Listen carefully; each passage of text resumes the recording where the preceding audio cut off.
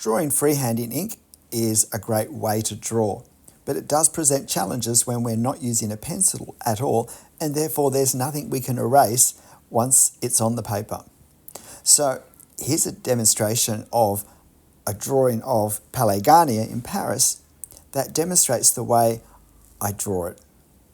Now, you're watching this 1.5 times, so it's a little bit faster than my actual drawing time, but I am drawing this in real time fairly briskly. It's a video slightly less than 40 minutes for a real-time drawing of a bit under an hour. I'm using a 0.3mm pen, and you can see me doing what I usually do, which is choose a starting point that I can draw as accurately as possible, so preferably something that's a fairly boxy shape, because rectangles are probably the easiest type of shape to draw with the right proportions. We're really just juggling the height and the width. And putting the detail inside at least one of these boxes also helps me judge whether I've drawn it correctly, because if I've got the outside box proportions correct, then I can put the details in, and the details fit in with the same proportions as well as in the reference. Now, this is a way of drawing that, while I'm drawing from a photo, is also suitable for drawing on location.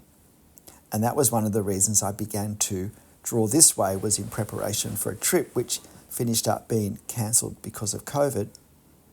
But my enjoyment of the drawing technique and the hope to one day sit in the streets of Paris and other great cities of the world and use this encouraged me to keep going with it. So I've started with this middle strip, and that's both because I think it's the logical place to start. It's got the easiest shapes to draw in proportion most easily, but also because the ground level is very cluttered. It's very complex. There's lots of layers of cars, from that close car in the bottom right corner, going back to the building itself, and the cars in between, people on bikes, various planes of depth of people, of the crowds, going right back to people at the very steps, the very front of those arches. So easier to avoid that at the start and to establish the proportions of the building and a stronger sense of the overall scale. And then when I come down, as I will later, to do this ground level part, I have a lot more to reference to make that easier. But at this point, my plan is to go from that center box in that middle colonnaded floor to the left, to the right, and then upwards, and then come down and then do the side parts on each side. It's always good to have a drawing strategy, how we're going to break down the actual putting of the marks on paper. I'm using a 0.3mm Copic multiliner and 210 GSM drawing cartridge paper. So the effect I'm after is something that captures the feel of the detail without being an exact representation of it. Overall, I want the drawing to have a fairly realistic sense. I don't want it to feel like it's an oversimplification.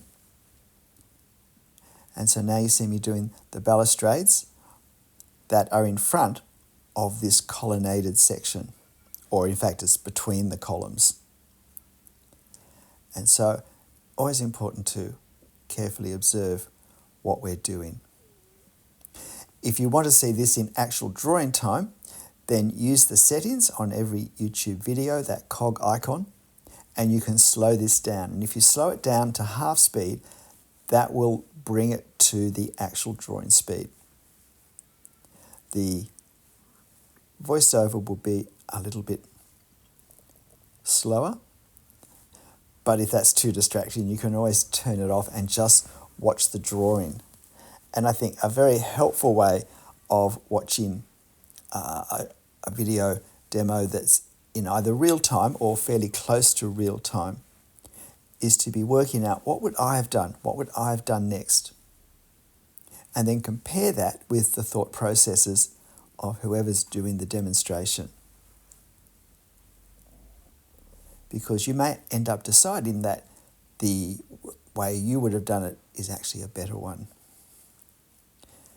This is a really good drawing subject for complex architectural detail practice, because while the overall effect feels very ornate and very complicated, in some ways, because of the boxiness of this central, I would call it from Australia, first floor. In some countries we'd call that a second floor, but to me it's the first floor. Because of the overall boxy nature of it, it actually lets us establish proportions relatively easily, and then we can build off that.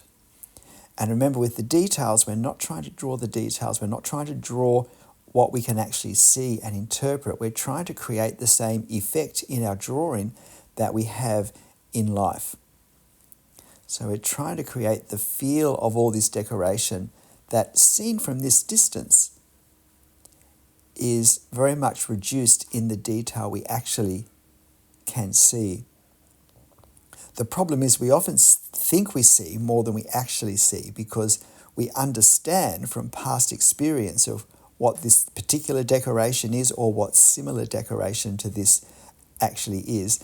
We understand more than we can see, and we're tempted then to draw what we know is there rather than to try and capture the effect of what we see here.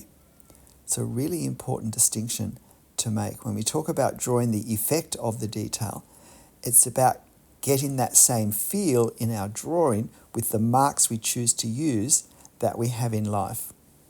And I'll talk about that a bit more when we do those two curved pediments and the decorations above this section that I'm drawing now. And having said that, I think they're about to appear. But before I talk about that, it's, I think, very helpful to understand what I'm doing with the symmetry of this building. And by symmetry, I mean when things are the same on one side to another side. When, if we flip the image, it's going to look pretty much the same. And in a lot of architecture, there is a lot of symmetry, and there are a lot of architectural details that repeat and that line up on the same level. So you'll notice that for these two arched pediments, the first thing I did was to put a dot where the top of each arch is to go. And I did that so that I could make sure that they are approximately the same height, because I want these to be the same height. And if I drew one of them and then the other, it would have been easier to have made one height higher or lower by just placing the two dots. I had less clutter to just help myself work out whether they were equally high, and then I could use them. And then I go from one side to the other. And if there were 4 of these lined up in a row, I would go from the first to the second to the third to the fourth. Because that way I do them all in the same order. And by order, I'm talking about the order of the line work that I do, or the mark making that I do. And by doing it one after the other, I also make sure I do the lines or the marks in the same way, from the same direction, left to right, up to down, or down to up. Because all of that makes a difference to how the ink flows and how what we put on the paper looks. And if I want them all to look the same, almost stamped out on the paper the same, the more identically I put the ink on the paper with each one, the greater chance there is for that. Now, if you look at the pediments that I've drawn there, what I haven't done is I haven't tried to draw little figures, which if I look at the pediments in the photo, I can actually work out there's some sort of central shield, and there are 2 figures that sit on each side. They're sitting on the ground with their legs drawn up, with their head forward, and with their arms coming across their bodies in certain ways. But if I were to try and draw little people there in those poses, they would look very awkward and unnatural. It would be extraordinarily difficult with a pen of this thickness in that sort of space to draw figures and to get the proportions correct, to get the heads in the right proportions to the bodies, and the elbows jointed in the right way, and the hips and the pelvises in the right position, and all of that. And if I try and draw it, it's going to look wrong. Whereas if I try and capture the visual appearance of the shapes in my pediment, then, and I think you probably see it here better on in the left-hand pediment to the right, that creates the feel of the figures without without drawing so much that we basically make them look disfigured in some way. So by drawing less, it actually looks more real because it's easier not to introduce distortions in the way we perceive them as figures. And now there's some equally spaced decorative elements, and I'm using the double columns as my, if you like, markers, my divisions, because these things all line up with the decoration that we've already done. So that's important to notice and to use that in our drawing as well. So I've done those little dots, which is the top part of these sculptural reliefs. And again, you notice I go from left to right to right to right, doing everything at the same time so that I get marks and that I build effects in the same way. And that's the way I get it all looking uniform at the end. I don't do a whole section and then move across and do a whole section and move across and do a whole section. Now, of course, if I were drawing with a pencil, I could box out the whole shape and then play around with it, rough it around, try dividing it into different smaller sections that the detail would fit in, and then I would erase all the roughing outlines that aren't in the right place, that I refine into a different position. But I can't do that drawing freehand in pen. So I accept the limitations of not being able to erase, and I embrace the benefits, the advantages, the pleasures of drawing directly in pen. And I find this way of growing the building out from the center can work really well. One thing we do need to watch out for, and it's something I think I did do, or a mistake I guess I did make in this drawing when I did it, is what I call line width creep. And that's when we have a lot of lines close together, as we do if you look at the section above the colonnade. There are lots of horizontal lines. When we draw them, we tend to enclose an amount of white space that reflects what we see in the photo. If we're going to err, we tend to make it a little bit too wide. But what we also then don't realize is that the actual line in our drawing has a thickness. In this case, 0.3 millimeters, unless I've tried hard to draw it quickly or lightly, it might be a little bit thinner. But in the photo, in the reference, the line has no thickness. It's an edge. It's an edge which visually is quite visible, and we do need to put a mark, usually a line, to represent it. But our line has a width that the image doesn't have, the photo doesn't have, and that we don't have if we're looking at it in life. And because we tend to draw the space with the white, we tend to draw the width with the white bit that we leave, the thickness of our line is kind of an additional thickness that we put into our horizontal layers. And therefore, the more we stack these on top of each other, the more horizontal lines there are stacked close together, the higher the overall section becomes compared to what's in our reference. So I hope that makes sense, because it's a really important point. Now you'll notice with these larger sculptures on the roof, again, look closely, have a really close look, even stop the video or slow it down to watch me draw these, because it's another great example of trying to capture the effect of the detail. I'm not trying to draw these winged figures with figures sitting around their base. I'm trying to capture the main shadows, lines, directions, shapes that we have there. And notice when I drew the heads, I drew them very small, because in my experience, I always draw the heads too large. So I deliberately draw them smaller than I think they're going to be. And that seems to work well 90% of the time. You'll also notice with my lines on the paper, on the photo, what I'm doing is I'm aligning. I'm working out, well, these bits I'm going to draw now, what parts of what I've already drawn, are they directly over or directly alongside of? And I put ink marks onto the paper, onto the photo, both to, for me, for accuracy, but also for you so you can see what's happening in my head. And so in all of my demo videos, pay particular attention when I start scribbling on the reference, because that's letting you into my thought processes, whether the speed of the video gives me time to explain that in detail or not. Another important thing to realise with an architectural scene such as this is that it is an almost front-on view, but it is not dead front-on. In fact, we're standing pretty much in front of that final right-hand section that comes out slightly from the main facade. That does line up with where I was standing taking this photo, which means that as the building moves to the left, we're seeing it slightly more and more side-on rather than front-on. So with those two end sections that come out slightly, the one we see straight on with the right-hand side, we don't see any depth lines. But the left-hand one, we actually see an expression of the depth because of this angle, and we need to allow for that.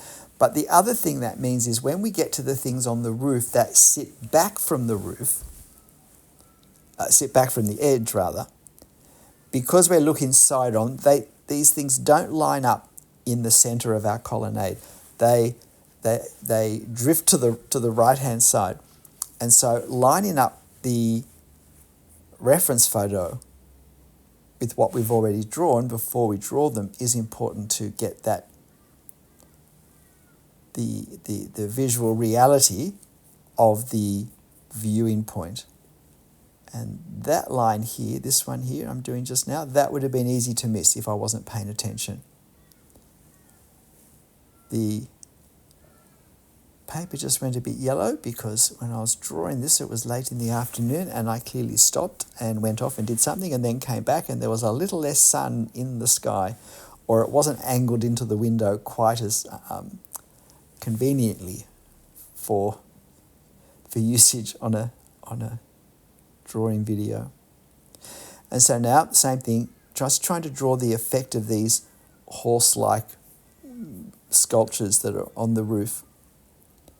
And I'm not trying to draw a particular type of figure. I'm trying to capture the shape, the outline basically, that I see there in the photo.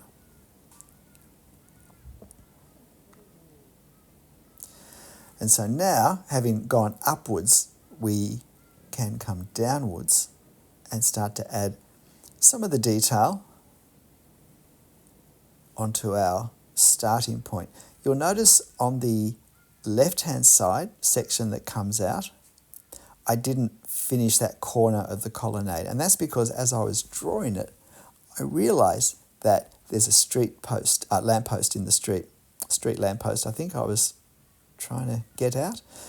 And that was sitting in front of the architecture, and therefore I needed to keep that space clear so that I could draw the street light in, and then I would know how far I could bring the architecture behind it. And I could also, hopefully, leave a very slight space of white paper around some of the details where they touch in the photo, just to help create a sense of separation when we see it.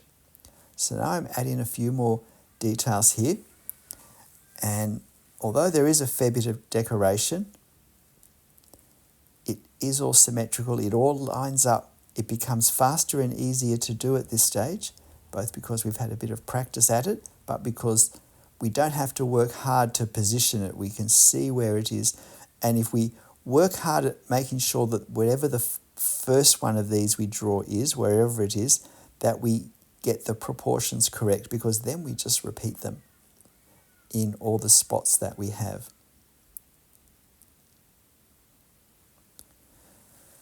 And now I'm having to work a bit harder again, because I'm starting to think about progressing the drawing down to ground level, and now I'm hitting all of the street clutter, as I think of it as.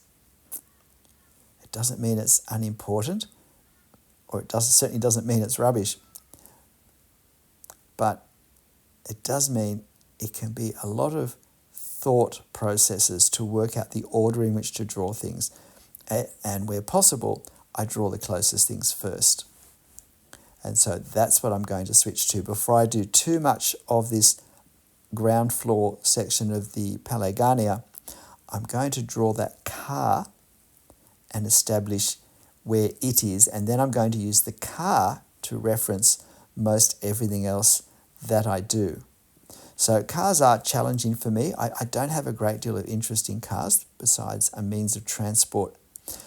So I haven't paid attention to observing them just in general life the way many people who have more interest in them do. And so I have to really work hard to look at cars in a way I don't normally look at them, and to see exactly how these particular cars look at this angle, and to see the shapes. Now, normally I encourage people to make sure they look at the form, the three-dimensional appearance of an object in a drawing, because we want to capture the sense of three dimensions. But with cars, especially when they're turned at an angle such as this, I think it's more helpful initially to see the shape, as if this were just a cut-out piece of paper, and to draw that cut-out outline in effect. But then I need to put marks onto it that will give it a sense of three dimensions and bring it back into the final form that we want it to have. And it's really important with this first card to get the scale correct, because if it's too large, it will come down too far, and then it's going to be out of size, out of scope for the building, at least for the place where it is. If I draw the card too large, I might get away with just making it feel as if it's closer to us than it really is, but not necessarily. So working hard not to let it become too high, a vehicle, because having drawn the car, I'm going to then next draw this person on the bicycle next to the car, because they're, if you like, the next closest thing, and we're going to want them to scale well with each other. And again, I don't cycle myself, so a little bit of a challenge here. I'm really not trying to see a person on a bicycle and draw them. I'm just trying to see what sort of shapes do we have, and what are their relative positions to each other, and how can I capture that with just a few marks. However, this is one of the closest figures, if not the closest figure, so I am going to use more marks for this one than for others. And it's important when we have a strong depth of plane with a crowd, we have figures going right back, that we draw the closest ones first, because part of creating the effect of distance is not just the fact that the figures become smaller, but that we draw them with less detail, less clarity as they move further away. And if I start with drawing the very background ones, I may draw them with too much detail. Whereas if I draw the first ones, the closest ones, with the most detail first, then as I push back, I can just keep simplifying in whichever way is necessary. And I've drawn those figures that I've just drawn, those larger ones, larger than they are in the reference. But I've kept their heads lined up with the other heads, so that in effect they just feel a bit closer than they look in real life in the photo. And it was just to bring the scene a little bit closer to us on that left-hand side. On the right-hand side of the drawing, we're going to have that parked car that will really pull that right-hand lower corner closer to us. So I'm just taking a little artistic license on the other side. And so here now we have this lamp that I left a bit of space for to add.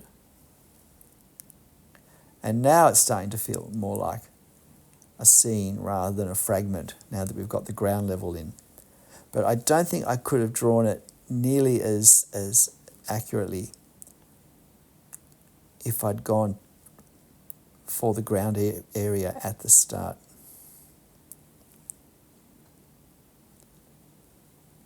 And paying particular attention to size, scale of all of these things. And always referencing each new element that I draw with the photo, whether it's a car, a person, street lamp,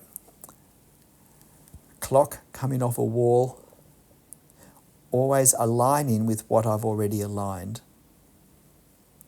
And now we have another figure on a bicycle.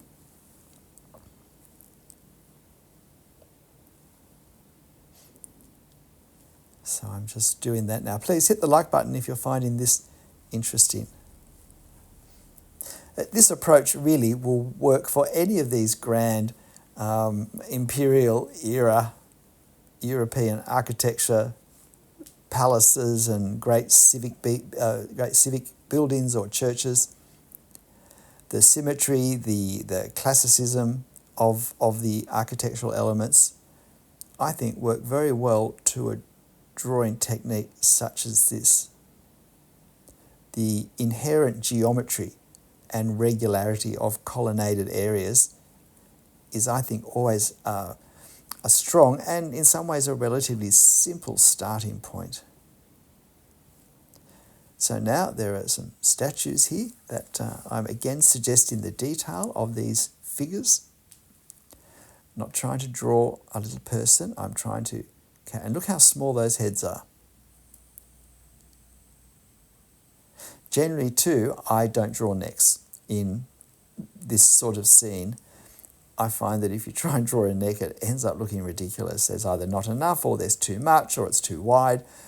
Whereas in life, we don't actually notice necks in most cases terribly much, because the face and the chest are visually, meaningfully far more important. So we tend to notice those, and it's much easier to get the head positioned correctly to the shoulders if we don't bother with the neck. And particularly on a small scale, I think, again, the line thickness that we use makes that a more complicated thing. And so avoiding it completely, so you can look at my figures there that don't have a neck, just have a little space between the head and the shoulders, and works quite well, I think. So now we're just coming to some of the home stretch details, but these are the ones that are both fun to do, because as we finish an area completely, we start to get a sense of how our finished drawing is going to look, which is always exciting. Please, what's your experience of drawing grand architecture? And do you draw freehand in ink? Is that a skill that you're either trying to learn or that you'd like to learn? Have I encouraged you to give it a go? I'd love to hear. I hope I've encouraged some people. Part of the reason I began to draw directly in ink was that I found that with drawing in pencil, or with pencil first and then using that under drawing for my final ink work, I found that the better I became at drawing, the more perfectionistic I became. That the better I might do it, the better I sort of insisted to myself that I do it. And so I was erasing 2 out of 3 pencil lines that I did, that if it wasn't perfect, I was erasing it. And honestly, it was taking all the fun, all the joy out of drawing and starting to make it a very stressful thing. And I found I was more focused on not making mistakes than on putting my energy into putting the marks on the paper confidently and effectively. And I thought, well, look, if I can't erase, then I can't be thinking about, is it good enough? Should I erase it or not? I have to go with it. And what I learned was that it forced me to observe more carefully before I put any ink on the paper. It made me develop a way of putting little dots and other marks on the paper just to help me visualize where I thought it was going to go, and often to adjust that first impression. And it also made me realize that if I just keep pushing on with the drawing, so many marks that really aren't in the best place when I put them on the paper, I can make adjustments to how the drawing looks, to how that particular part looks. And I can cover it completely with something else. I can do some other things around it to at least disguise it. Or even if there's nothing I can do, by the time the entire drawing is finished, it's just not obvious. It just becomes part of the graphics, part of the mark making to create the overall drawing. And that it doesn't become this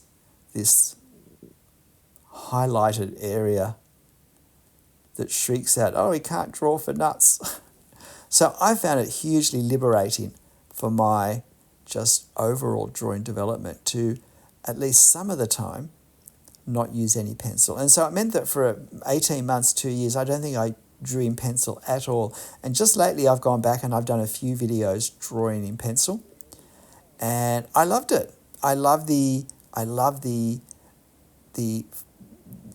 flexibility of marks and values particularly, and lines and edges and stuff that pencil, that graphite can give you. I really enjoyed all the strengths of it. And I didn't use an eraser at all. I didn't get one out. I wasn't going to change how I drew. I wasn't going to start erasing lines that weren't perfect. And every mark I put on the paper, I built into my finished drawing. So if you want to have a look back, maybe about 3 or 4 or 5 months ago, there's a video of a house and another of a gum tree on Sydney Harbour, which I particularly like. So you might find those interesting to see how this style looks with a pencil. So again, this detail, just trying to capture the feel of it, and you can see how I'm continuing to do what I did at the start, which is I leave all of the detail on the one level that's the same thing repeated to the one time, and I move across from left to right usually. If I was right-handed, I might go from, if I was left-handed, I might go from right to left. But so now I'm starting to get a sense of how this is looking. And I think, yes, my opera house does stand a little bit high. I've let that pen creep, the line thickness creep, just push everything up a little bit too high. However, it's always important to remind ourselves that the people looking at and hopefully enjoying our drawings won't be comparing it with a magnifying glass with the photo. That's something only I have to endure because I show you my drawing with the photo. So you can make whatever observations you want, and you can draw whatever thoughts you have about how accurate it is or isn't. And quite frankly, as a teacher, anything that I do wrong that helps you focus more how you can get it right, I'm very happy to share that with you, because my intention here is to help you learn. And many of you have made a comment how you love seeing my mistakes, and you both get encouraged that I make them, as if anyone doesn't make them, but also how it just helps you understand the process and perhaps the mindset of drawing. Because it is easy to somehow get very unhelpful mindsets of the drawing process. And I know one of the problems I had with any art I did when I was younger, until I could stand it no longer and gave up completely for decades, was that it somehow, anything I was drawing or painting had to look perfect at every moment. I couldn't kind of do things and think, oh, I'll kind of now come back to that and get the final look later. No, it had to look finished as I did it. Otherwise, I don't know. And I've learned how not just unhelpful, but how you just can't draw that way. So now I've got these other more complex sculptural groups that we have at the base of the two end sections, and now I'm also starting to do these bits that the context. So there are these two little side wings that come out, but there is a lamppost there that I need to draw first with a clock on it before I can work out the things behind. And my clock is out of scale. It is too large, and in fact my lamppost is too large, which has the effect of making it feel closer than it really is in the reference. So that's not something that's going to appear to be a problem at the end of the drawing, because it will just feel like it's closer towards us on the street. So it will still read correctly. The scale of that element will still fit into the overall scale and placement of everything else. And this bit in here is shaded. I mean, it was a fairly cloudy day, so a little bit of hatching over that. And now I go to the other side. We have just a little bit of the side entrance on the left-hand side that we can see. Because of the angle, this corner actually stops us from seeing the full width of the left-hand wing. This actually has a special door that was made for the Emperor Napoleon III as a special entrance for him when he went to the opera. And from memory, he either never used it or he only used it once, one of the two. It's a bit like that imperial station that Otto Wagner built in Vienna for the emperor at Schönbrunn. He only used it once. He was hoping to showcase his architecture and win imperial favour for it, but didn't seem to have worked for him. But it's a lovely little piece of architecture, and I have drawn it a couple of times in drawing videos for my channel. So notice now with this detail how I'm trying to go really light with my marks, with the amount of ink, create a really far away effect, and just how much less detail I'm drawing. I'm drawing far less detail than I can actually make out in my photo. And this is where a photo starts to be a bit of a problem. We see more than we want to be able to draw, because the photo, just the camera catches detail that in life we're really not focusing on. In life, we have a focus point, which is the center of what we're looking at, and the peripheral areas we see with less and less detail, and we have almost a sense of less and less value of darkness in those areas and less intensity of color. And so if we want to create a sense of three-dimensional space, depth, then we can mimic that in the way we put our marks and our values and our colours onto the drawing. And certainly when I did large oil paintings of Australian flora, I employed all of those. What do you think? G'day, I'm Stephen Travers. Please hit that like button for me. And why not have a go drawing grand architecture directly in pen? Don't be afraid of mistakes, and perhaps discover that may not be as difficult as you might think. Or just draw a part of it and see how that goes, just a section. But in the end, whatever you draw, however you draw it, make sure you have fun. I'll see you next time. Bye.